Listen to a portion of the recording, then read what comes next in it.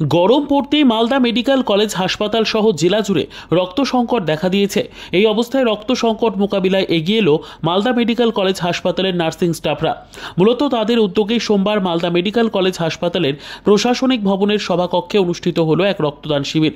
উপস্থিত ছিলেন Malda medical college হাসপাতাল সহকারী অধ্যক্ষ প্রসেনজিৎ বর, অ্যাসিস্ট্যান্ট সুপার শামাউল হক, চিকিৎসক এম হক সহ অন্যান্যরা।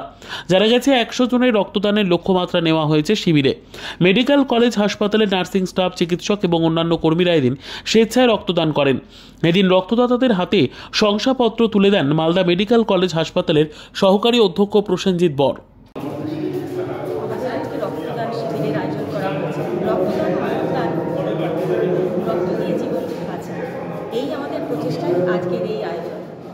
কতজন রক্তদাতা রক্তদান? আমাদের এখনো পর্যন্ত 27 জন হয়েছে। আমাদের টার্গেট 100-এর উপরে রয়েছে এবং নামও জমা দিয়েছে। এখন তো মেডিকেল কলেজে রক্ত শূন্যতা প্রায় ভীষণভাবে একেবারে নেই বললেই চলে। 2-1 জন ডোনার যখন দেয় তাহলেই রক্ত পাওয়া যায়, নইলে একদম না।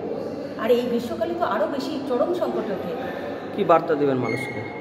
এই বার্তাই দেব যে আগামী দিন যেন রক্তের, যেহেতু এটা মেশিনে তৈরি হয় না, যেহেতু মানব রক্তের জন্যই কিন্তু, মানব রক্তের প্রয়োজনেই কিন্তু একটা মুমূর্ষুকে বাঁচানো যায়। প্রত্যেককে বলবো এগিয়ে আসতে, যেন আমরা এই অভাবটাকে পূরণ করতে পারি। আপনার নাম? Minati Sikdar, Malda medical college nursing staff. Bureau report, Uttar Bangla সংবাদ।